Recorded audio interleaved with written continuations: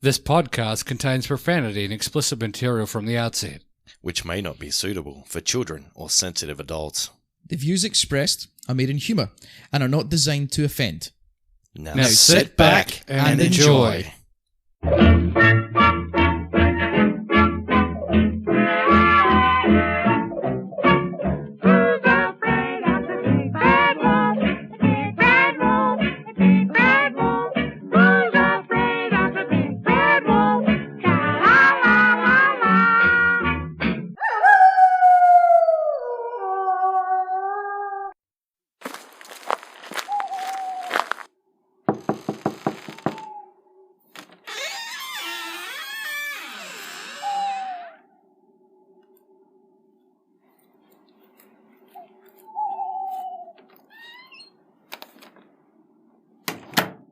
Good evening, everybody, and welcome to another episode of Fireside Chats with Dave.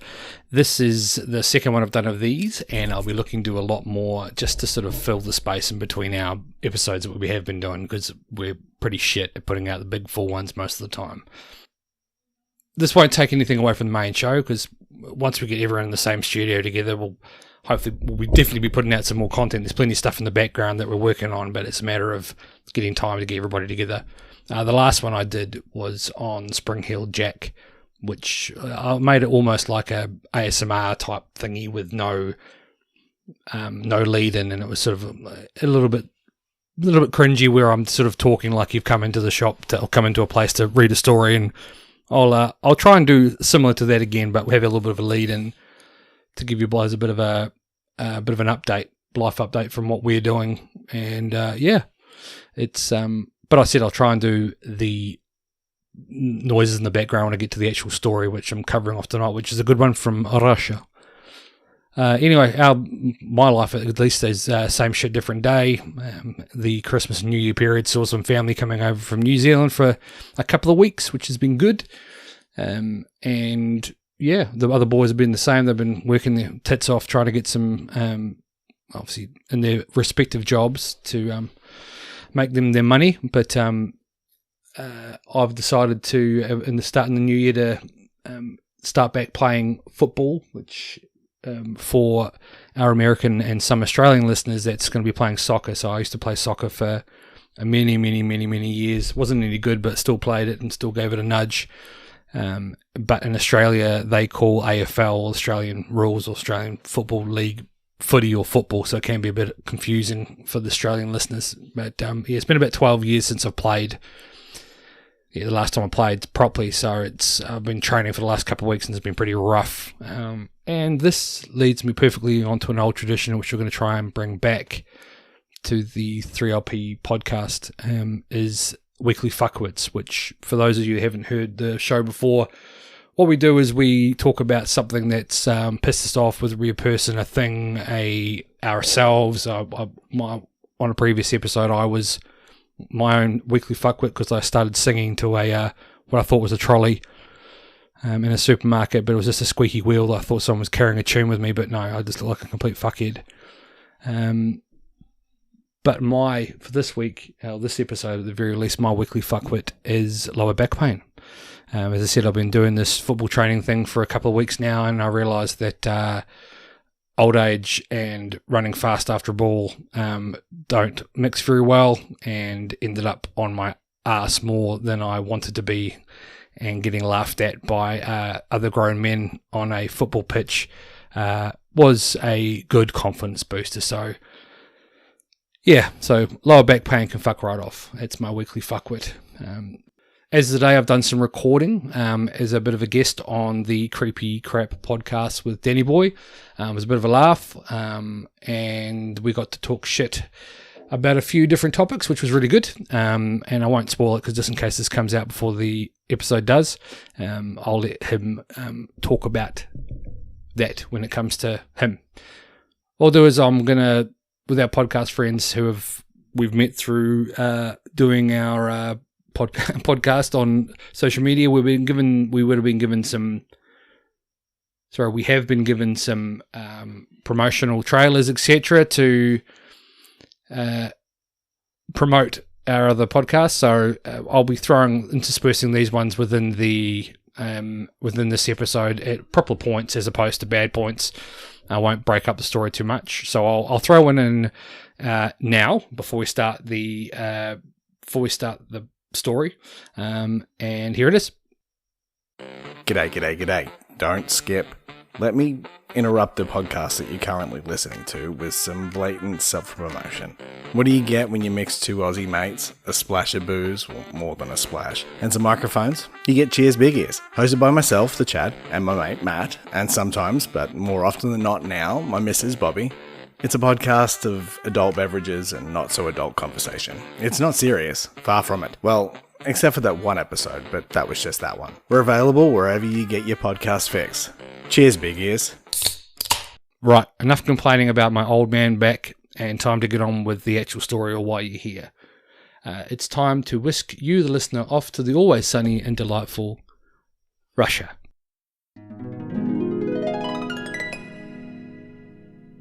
Tonight we are talking about the mysterious Dyatlov Pass incident, where things may not be as they seem. In every walk with nature, one receives far more than he seeks. This is a quote by John Muir, which captures the essence of the adventurous spirit and the allure of the untamed wilderness, setting the stage for the eerie events that unfolded in the Ural Mountains. The Dyatlov Pass incident was an event in which 9 Soviet hikers died in the northern Ural Mountains between February the 1st and February the 2nd in 1959, under uncertain circumstances. But before we dive into the mystery, let's set the scene and talk briefly, and I mean briefly, about the mountain range where this went down, because talking about mountains isn't exactly conducive to good content. Anywho, the Ural Mountains stretch from the Arctic Ocean in the north to the Ural River and Caspian Sea in the south. They form a natural border between the continents of Europe and Asia, with the eastern side being part of Asia, as you would be, and the western side a part of Europe. Geologically, the Ural Mountains are categorized as a relatively low and old mountain range, and is composed mainly of ancient metamorphic rocks, with some areas containing deposits of valuable minerals such as iron, copper, gold, platinum, and rare Pokemon. The range is characterized by rugged terrain, deep valleys, and numerous rivers and streams. Now, the Ural Mountains have also played a significant role in the history, culture, and economy of Russia. They have been inhabited for thousands of years by various indigenous people, including the Mansi, the Khanty, and the Nenets. I've probably completely butchered the pronunciation on that, but we're moving on. The region is also rich in folklore and mythology, with tales of legendary creatures such as Siberian Bear Man, the Snow Maiden, and the Russian Man-Bear-Pig. Additionally, the mountains are home to numerous mining towns and industrial centres, exploiting the region's mineral wealth. So since we now got the mountain range out of the way and the fact that it's got plenty of minerals up there, let's just move on to the actual story. The hiking group consisted of Igor Dyatlov, a 23-year-old radio engineering student at the Ural Polytech Institute, and 8 other members, mostly fellow students and peers. They were experienced hikers and planned the challenging trek through the northern Ural Mountains, aiming to reach the Ortorten mountain. They embarked on the expedition in January 1959, aiming to traverse the challenging terrain of the northern Ural Mountains. The hiking group failed to return from their trip, and searches were set off, and a group search party was sent out to the mountain range to see if they could find out what had happened. Searchers found their abandoned campsite on February 26, 1959, nearly a month after the group's departure. Their tent had been torn open from the inside, with some belongings left behind. The scene indicated that the hikers had fled in a hurry, possibly in a state of panic. The bodies of the hikers were discovered over the following weeks, scattered in the area surrounding the campsite. Autopsies were conducted on the bodies of the hikers and revealed a series of perplexing injuries. While some suffered blunt force trauma, including skull fractures and chest injuries, there were no external signs of struggle or attack. Notably, one of the hikers, I'll butcher this one as well, but Ludmila Dubnina, was found to be missing her tongue and eyes. adding to the mystery. 4 of the bodies were found lying in running water in a creek, and 3 of these 4 had damaged soft tissue to their head and face. 2 of the bodies had missing eyes, 1 had a missing tongue, and 1 had missing eyebrows. The injuries appeared to have been inflicted with significant force, leading to speculation about the cause. Now, the always trustful Soviet authorities launched an inquiry into the incident, led by prosecutor Lev Ivanov, which sounds very, very generic. But despite extensive forensic analysis and interviews of witnesses, the investigation failed to provide a conclusive explanation.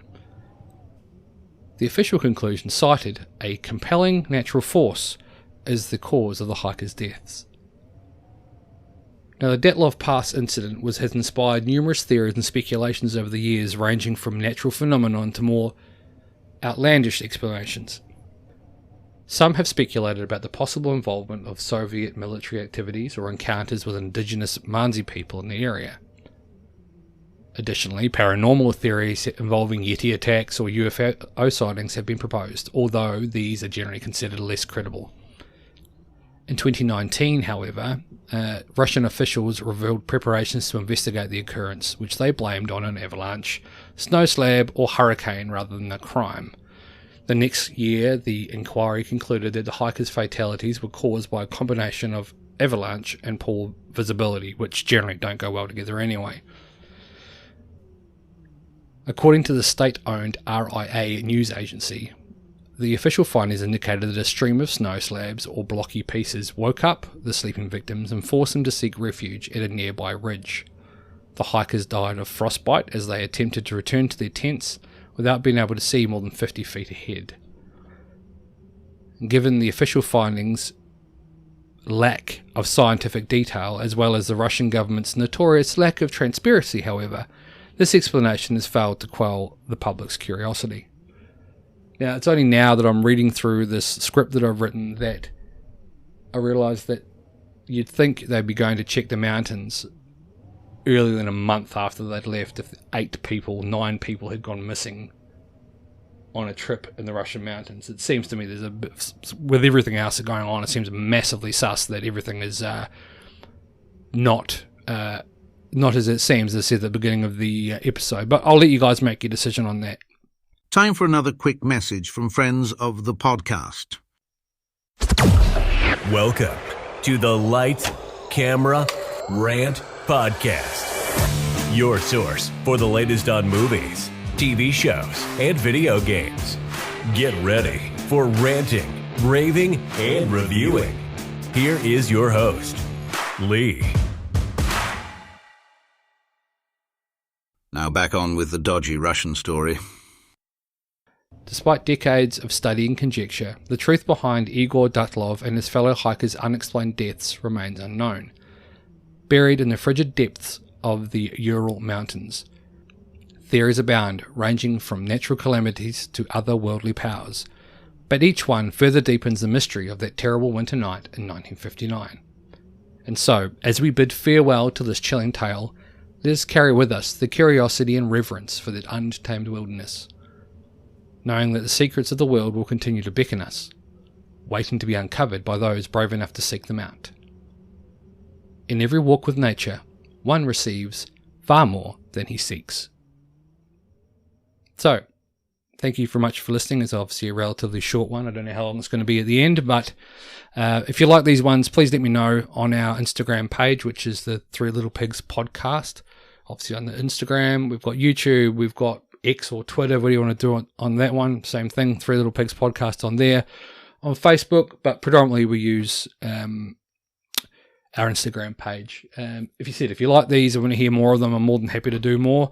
I'm more than happy to do more of these. I said I've got a little solo studio, voiceover studio here in my workshop, which at the moment reeks like petrol, so I'm probably going to get a contact hire from all the petrol here in the this workshop.